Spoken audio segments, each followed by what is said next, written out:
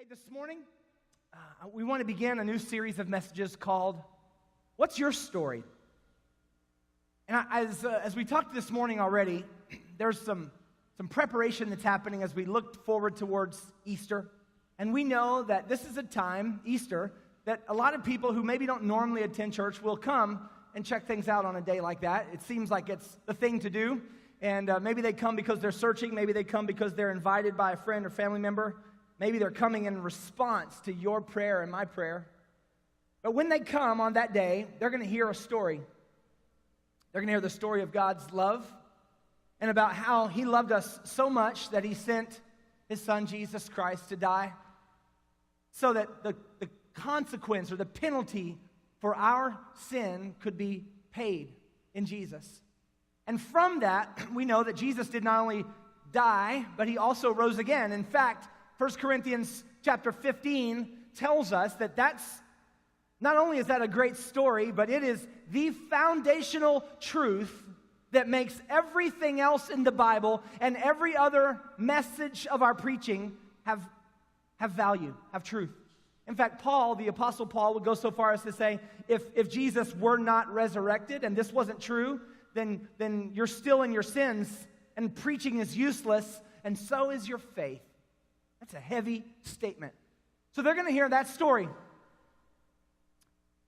But in the weeks before that, I want to ask you to join me in looking at your own life and see what is the story of your life and how is God relevant in your story? How is God a part of your story? And how does God want to use your story? In any story that you were to read about, whether it's in a book or you were to watch it in a movie, there's only a few different types of stories. Even with all the movies that are made, they all come down to a few basic plots. How many of you ever seen a movie and you know right when it started, you know how it's going to end? Because you've seen this coming a mile away. Yeah. But you still watch it because it might be interesting and you're checking to see if anything is going to be different. But we understand stories take shapes. Plots have stories in them, and that's what makes them good. But I've been thinking a lot lately about how that even though, as Kyle said a few moments ago, that family is a place where everyone is needed and known, sometimes we don't know each other as well as we think we do. A few weeks ago in our Connect group that we have, which we meet on Wednesday nights and in my home, and we were there, and that particular night, the Lord really burdened my heart personally to put this out on the table and just say, guys, we come here every week and we talk about Scripture and we laugh together and we eat together and we pray together. But do you ever feel like that there's just a whole lot more about each other that we don't know than what we do know? And I thought all of a sudden the room was transformed into a bunch of those bobbleheads. You know what bobbleheads are? Because everyone started doing this. And I said, even though we love each other, do you ever feel like you wish you just had more time to hear each other's stories? Yeah, again.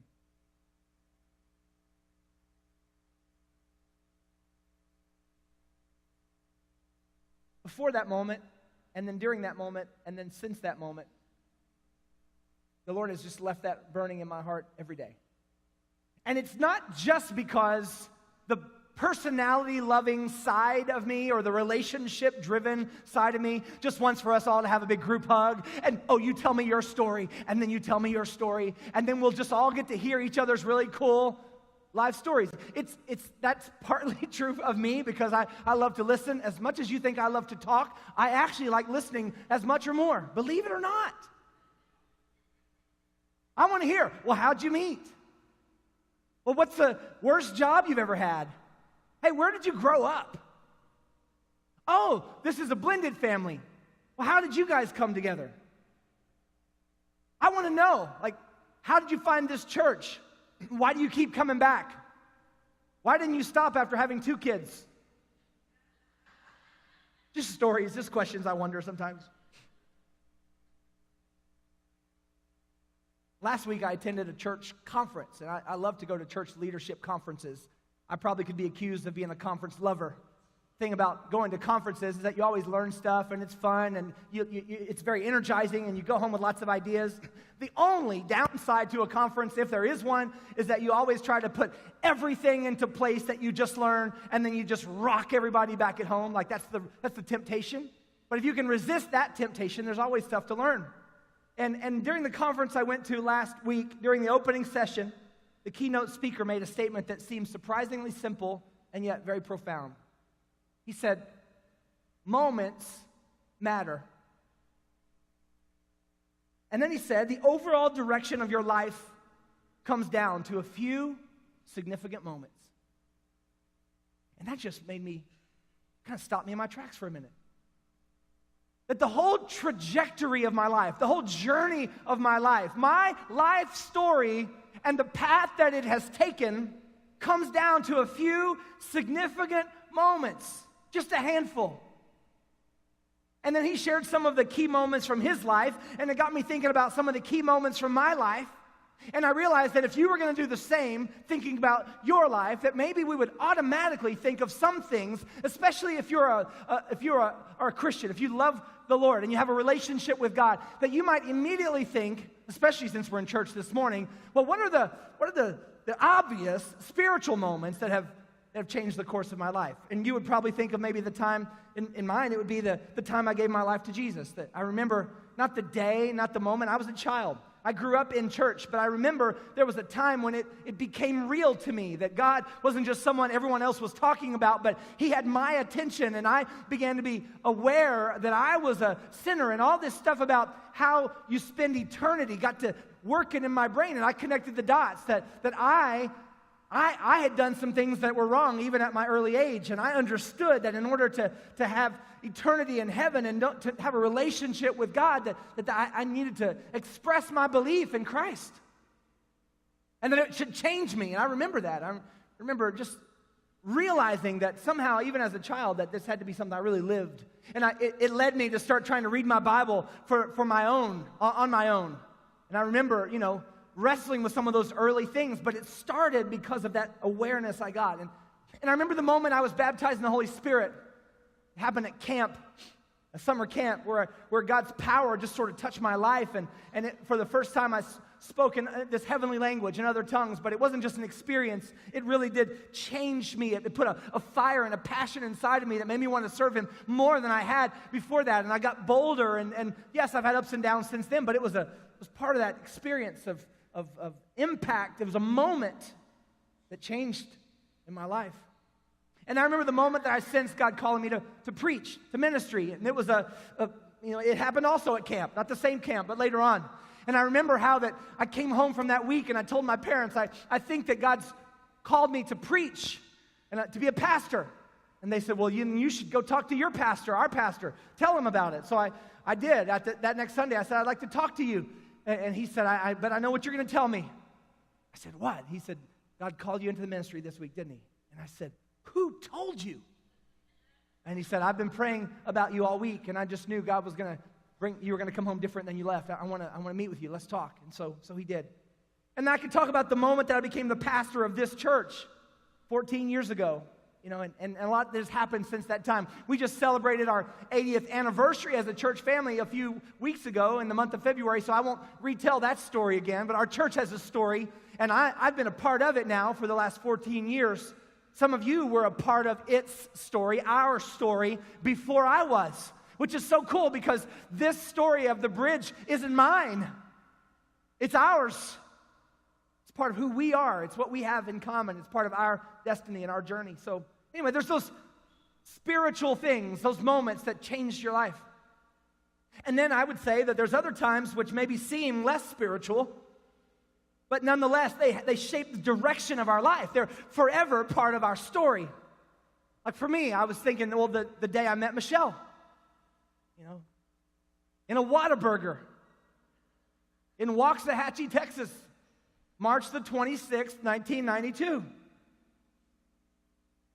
We took a road trip this past week, and I got to tell you, I ate a bunch of different places along the road, but I was never more fulfilled and excited in all my life than about 9 o'clock on Friday night as we're driving back west from East. And anyway, we're trying to figure out where we're going to eat. And I'd passed by someone. Did you know there are so many Waffle Houses? I never knew there were so many Waffle Houses. Do you guys like Waffle House? I mean, it's cheap, and the food's probably not that great, but it's cheap, and they're everywhere. And so we passed up Waffle Houses, and we passed up Sonics, and we passed up Arby's, and we passed up everything. And I said, no, we're going to just go, and we're just going to trust God by faith. We're just going to keep moving. We're going to keep moving. And then all of a sudden, I saw that orange W. And I said, we are stopping here in Beaumont, Texas, or somewhere to get, I don't know, whatever. But the thing is, I will forever love Whataburger. What do you want me to say? It's good food, but it's also where I met my wife. Thank goodness I didn't meet her at like a Chinese food buffet, you know. So there's that moment. Then there's my wedding day. June the 18th, 1994, sorry, babe. And then there's the birth of my first child, Madison. Which you would think I remember that because it was a glorious day and it was the beginning of a new era in our family. No, I remember it because for the next 6 months I had a miserable existence with a baby that would never stop crying. We had one of those babies they call colicky, which I think means demon-possessed. Holy cow. She was a nightmare. She cried, and it wasn't her fault. Something was wrong. I don't know. She cried all the time. Every kind of formula she threw up, every kind of thing she did, she cried all night long. Not that I remember most of those. I was usually asleep, but she cried all night long. Michelle tells me about it. But then there was a few nights when I got to do my duty, and it was during that time that I wrote my one and only song I've ever written in my life. I wrote a song to Madison. It goes like this. Well, and I had to hold her out like this in front of me because it's the only way she would stink and be quiet. And anyway, I would hold her out this, and even though she only weighed a few pounds, it was like after a while, it's like she weighs 80 pounds, like a sack of concrete. But as I was trying to just get her to keep her ever-loving mouth shut, I began to sing. I said, it's me, I'm your daddy. It's me, number one. Yeah, great lyrics. It gets better. It's me, I'm your daddy, and we'll have lots of fun. You get it? Fun rhymes with one. Anyway, I'll take you to the school. I'll take you to the church. I'll take you to the mall and buy you lots of skirts. And this is the catch. And everywhere I go, I want the world to know that you're with me. I'm your daddy. And there's no second verse. You just do that verse like 137 times. It's me. It's a loop, number one. Anyway, so the kids sometimes say, Dad, how come you didn't write me a song? I say, because you didn't ruin my life. Because then we had Macy. 2 years later we had Macy. And Macy was the best baby ever. And I still love her the most. She's the sweetest.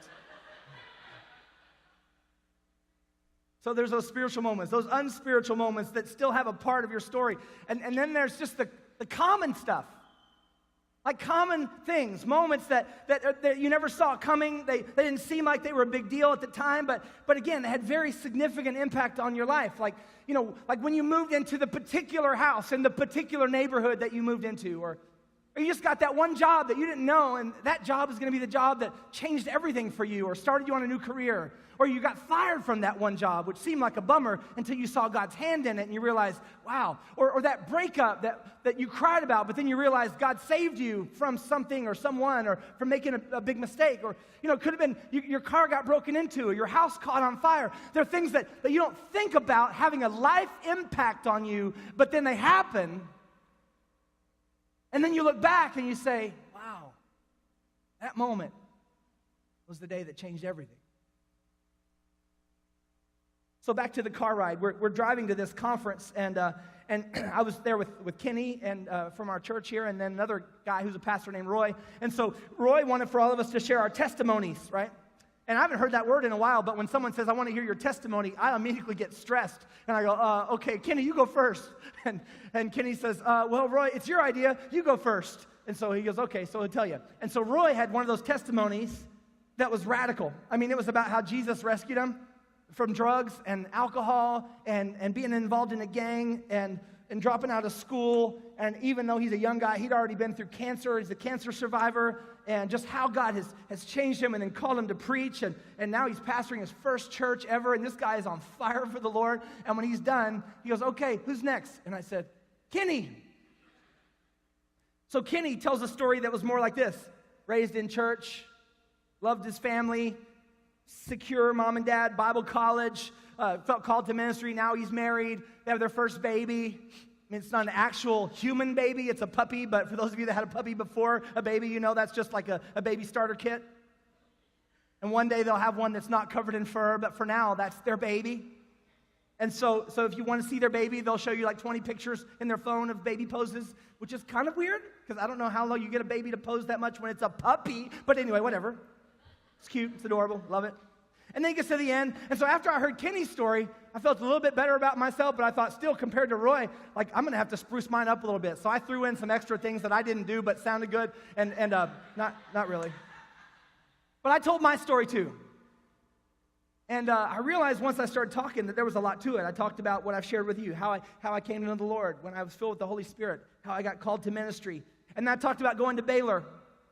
Now, what you may not know about us going to Baylor, and me going to Baylor, is that I graduated from Southwestern Assemblies of God University. That's where I got both our degrees from, my degrees. And Michelle obviously was there. And so, but before that, I went to a high school that was a very academically demanding, rigorous high school. It was a public school, but you had to work really hard to get into it. You had to test into it. You had to be accepted. It was kind of like a prep school, but it was public. And so everybody there was serious about school. I started to say brilliant, and I thought, no, I cannot say that because I was a student there. But everybody there was really dedicated to school. And in fact, a lot of my peers went to Ivy League schools all over the world and the country. I mean, they're just brilliant, got doctors and lawyers and all these people. And so, but when I felt called to ministry, I now had to wrestle with this thing that I got to go to a Bible college. And that was a prideful thing for me. I was second in my class at the time, and I just thought, man, at our graduation, they tell everybody, like, where you're going to college. And I was already telling some of my friends, I'm thinking about going to Southwestern Assemblies of God Bible College. They said, what is that? And I go, well, it's like Harvard, but for Christians. And anyway, and so, but I was just feeling like, no, I can't do that. And so I bailed on that. And I said, I'm going to another university. So I applied to Baylor University, and I got into Baylor, and that's where I went. Because I wanted that college experience, I wanted to be able to. And so I was there a year, and I referred to that sometimes as my Jonah year. You know that story. I was running from God, and it was a struggle, and I was discouraged there, depressed there. I was lonely there. I had two roommates, both of which were alcoholics. One was just a plain old pagan, and the other one was a preacher's kid, both alcoholics. And so they partied all the time. And so one Friday night, I was at home alone, as I usually was. And I was laying on the floor of my dorm room with my face to the ground in that nasty carpet, just crying out to God and going like, where am I? What am I doing? Well, I think it was during spring break. I went home for the weekend, and what I didn't tell you was that sometime during that first year of college, my parents had both lost their jobs, both of them, within a few months of each other. And so it was getting worse. The financial condition of our home was getting worse, but I was at college, my sister was at another college, and so we came home to visit, and our pastor at that time called us into his office on a weeknight. So we're like, well, I don't know what we did, but let's go. And so my sister and I go to the pastor's office, and he says to us, hey, I'll make this short. Your parents are really struggling financially. It's worse than what you think it is. And there's a very real chance they're going to lose their home. And they've cared for you your whole life. And I know you're in college, but you guys need to quit school, come home, get some jobs, and help your parents. And there really wasn't, I don't remember there being a question mark at the end of that sentence. Now, I am a pastor now, so I think, wow, well, that was bold. But it was Spirit-led. I can't see myself telling some other family, hey, now maybe if it was kids I'd watch grow up and I'd seen them and their parents were in denial, maybe I would say at some point, hey, come here, boys, let me tell you what you need to do. But I couldn't imagine, but we did. So we quit our school and came. And it was during that time we both got jobs, we worked, and it was just an amazing kind of thing. But eventually, Mom and Dad got back on their feet and, saved the house, and I went back to school. Except this time I didn't go to Baylor, I went to Southwestern. And I played basketball, which was a really cheesy way of saying that it was just a step above intramurals, but I did get a real jersey, and I got to tell people I played college ball. It's pretty pitiful, though. But anyway, and then I quit that after a while because there was this opening in this music ministry group, and I thought, I'm not going to excel in basketball forever. I mean, I'm not really even a star on this team, which is not saying much, and so I'm going to go and sing for Jesus. And so I started traveling and being a part of this group that would go from church to church every week. And when that happened, the very first week that I ever went anywhere to serve in any church, we went up to the state of Oklahoma, to this little bitty church called First Assembly of God Church in a town called Beggs, Oklahoma. And if you know the story, that's where my wife was from. My to-be wife was from.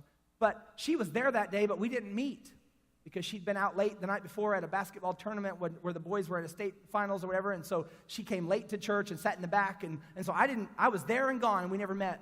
But it was a few weeks or maybe even a month or two later. Couldn't have been more than a month or two. It had to be about 2 or 3 weeks later that we met at that Whataburger in Waxahachie, and I found out, you're from Beggs, and I'm from Beggs. I mean, I went to Beggs. I was already stuttering then. I couldn't talk, and I was so loved. But the thing is, interestingly enough, is that led to us getting an opportunity to date, and she came to school there. I continued to travel some, and then the last year, my senior year, I knew that we were going to be moving towards marriage, so I said, babe, why don't I quit the singing group, and let's just go to a church, any church, and we'll serve together, like see what that's going to be like to do this together for life, and see if we can do it, see if I can stand you, and see if you can stand me. And so we went, but we didn't go back to our own church, because that was too easy. That's where my home church was. So we said, let's go to this other church. And so I was looking for a youth pastor position, but I couldn't find one anywhere. And then this one pastor reached out to us, and he'd been referred to us, and he said, I'm looking for a music minister. So, well, I guess I can do that. I've never done that before, but, I can. And so he brought me in, and for a little bit of money each week, we drove from Waxahachie down to East Dallas, or up to East Dallas, and I led song service in the morning, and then we had choir practice in the afternoon. I did song service that night, and then they'd send us back home. And before we'd go back to school, every Sunday night, they'd take us to Pizza Hut, just the pastor and his wife, and Michelle and me, who were just boyfriend and girlfriend, and they would feed us pizza and then send us back to school. I did that every week for a year. Somewhere along the way, it got really serious, and I said I want to propose to her, and so he said, tell you what, this will help. Let me let you use my car. I said, well, I have my own car. But he said, well, this is a good one. And it was a 1948 Chrysler Windsor. It looked like Al Capone drove it or something. I mean, it was a big old black, long car. And so that's the car I drove. Then I proposed to Michelle. And you know what's crazy about this story? It's not going to be as awesome to you now as it was this morning. But this morning, today, I heard this knock at the door about 5 minutes before service started. And Michelle goes, hey, you have someone here. And I opened up the door, and that couple, the one I'm talking about, they were here this morning. He's the very first pastor that ever, his name is Jim Usselton and his wife Anna, and they just have a son living in Austin. They're here for the weekend, and they came. I was telling this story this morning, and they're sitting right there. Amazing. I mean, it blew me away, really. But just the way that God works, right? So from that led to, at some point, I got married, and they said, well, hey, we can't pay you to have a family, and so you're going to have to just maybe look somewhere else, but we bless you. We send you out. And he told me this morning, he said, the reason why I was able to let you go so easily is because I knew that God had a way that he wanted to use you that was beyond where our church was. And he said, but besides that, I just knew that anyone who comes into our church for any season, like if we send them out, God will continue to bless us and use them. And he said, I was just thinking this morning, there's 27 pastors that are today in ministry that were at one point in our church or came through our church. And I said, man, what a heritage, what a heritage. And I'm one of them, one of that group. And so from that, we became youth pastors, and then another long story, and all of that led to us coming here in 2003, and the rest, as they say, is history. But it's just an interesting thing to tell that story. And so now back to the car ride. So I'm with Kenny and Roy, and there's this quiet time in the car. And then Kenny says to me, he says, hey, did you ever think about how different that your life would be if your parents had not lost their jobs?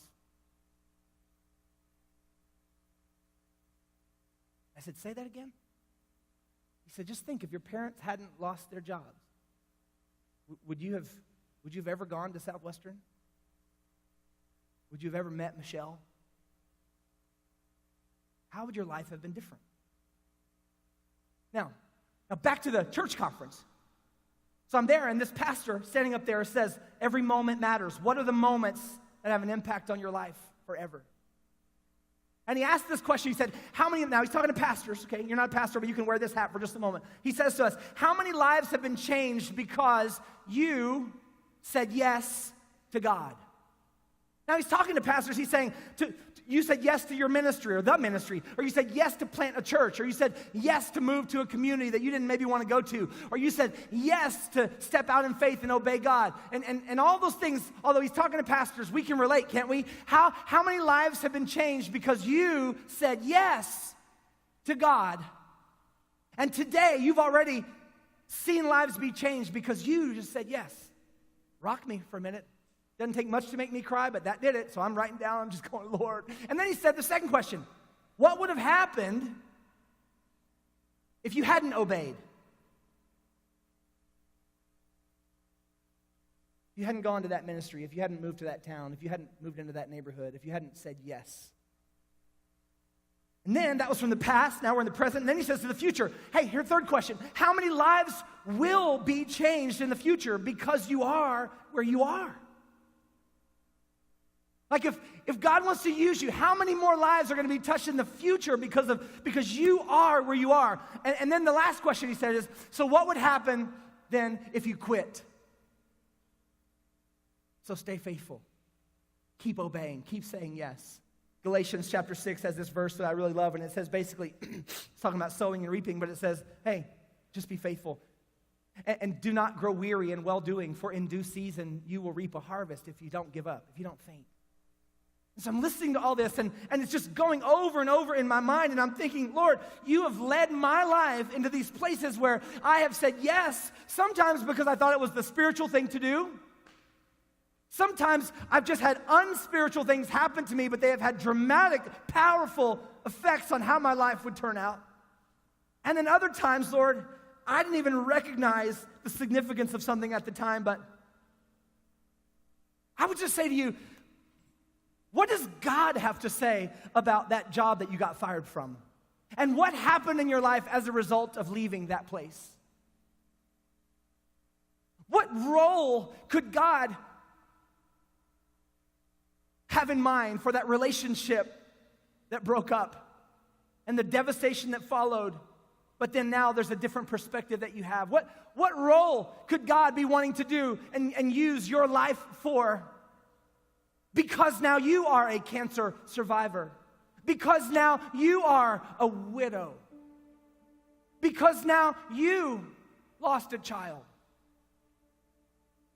See, we don't want that stuff. To us, all that feels like is pain and abandonment, and it feels like it's a sad thing and a broken thing and a hurting thing. And yet what you and I have to realize, not just pastors, but all of us, every person has a story. And I'm saying, what's your story? Do you tell it?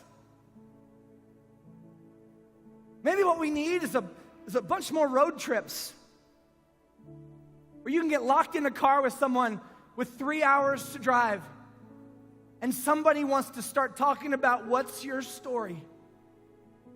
And you realize, I can't get out of this car because it's moving at 60 miles an hour.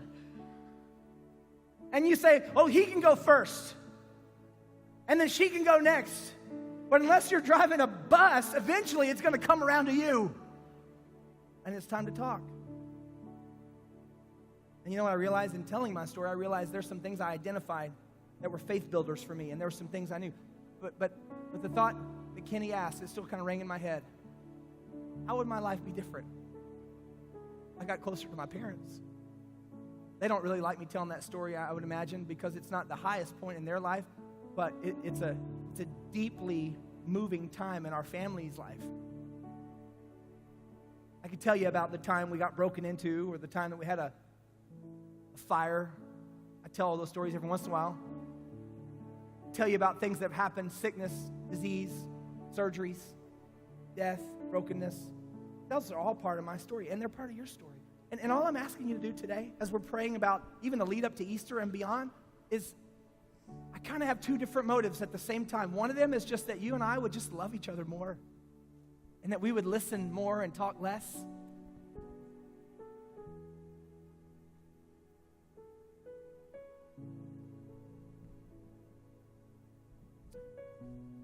But the second one is really less about family, which that's about.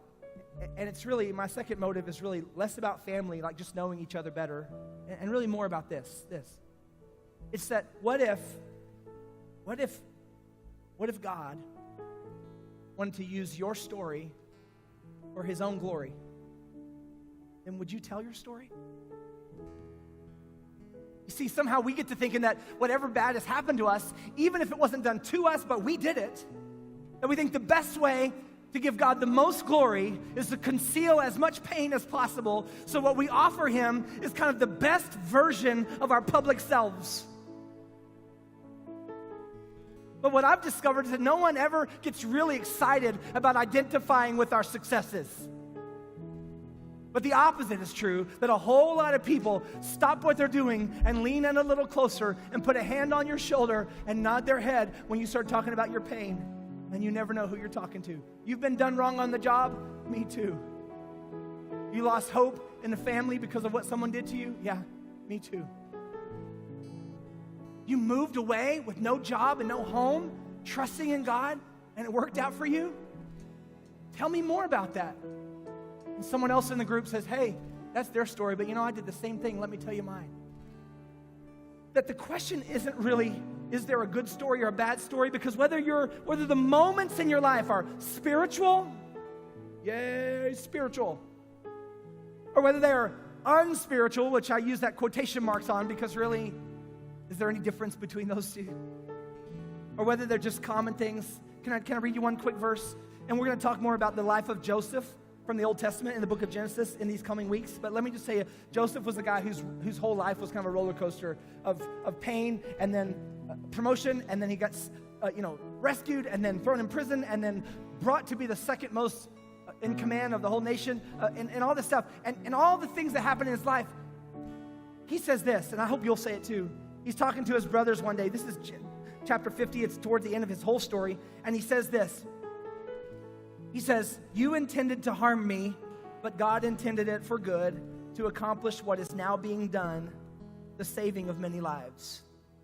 Now, you have to know more of the context of that story, which we'll share in the coming weeks, but just hear what he's saying. He's saying, what you intended to harm me, God now intended for good to accomplish what is now being done, the saving of many lives. Who are the people? Who are the people and the places that are on the other side of you telling your story and of these moments in your life? I just would love to ask you this question. How does your story fit into God's story? Because really, can I just tell you this? The reason I told you all of mine today was in a way to kind of break the ice, but we don't have time to do what I want to do, which is kidnap all of you and let's go on a road trip. And one at a time, we'll just start talking. And everybody, only rule is, you can take as long as you want to tell every detail and nobody can interrupt you, and we're all going to listen. I don't think that's one rule. That's probably about 5. But anyway, no talking, sit up straight, don't interrupt, let's all listen. Now, we can't do that as a group, but you can do it at home, and you can do it in your Connect group, and you can do it at work. And if you don't want to be the one to go first, ask questions. The 3 best questions I've heard of to get a conversation started? You're not going to believe this. One of them is, where were you born? The second one is, what's the worst job you ever had? And the third one, if you've built up a little bit of trust, would be, can you tell me one of your most embarrassing moments? How many when you know somebody that they were born in Oklahoma and they worked in a chicken farm and that their girlfriend, I don't know, I'm just going to make up some random story. I can't think of that. Right? But you just learned. So what I'm asking you today is this. What's your story? And here's the question. Would you, if God could tell his story through your story, would you let him? If God could tell his story through your story, would you let him? I think the easiest thing you have to do is just to say yes to that. Just say yes before. Now, we're going to talk more in the next coming weeks because we're going to talk to you about the story of God, about what the gospel really is about.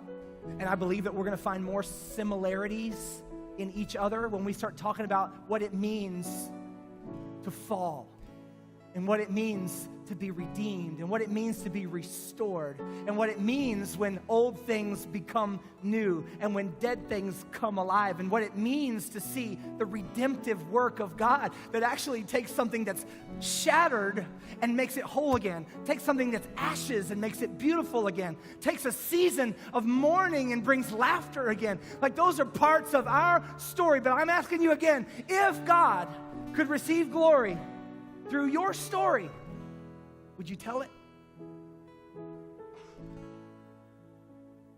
Because that's why he saved you. Well, so that you would be a spokesperson for him. And you would tell not just yours, but you would tell, here's what he did through me. Here's the difference he's made. Here's the way I used to be. I'm not what I want to be. But because of God and his love for me, here's who I am today. Hey, would you stand to your feet this morning? And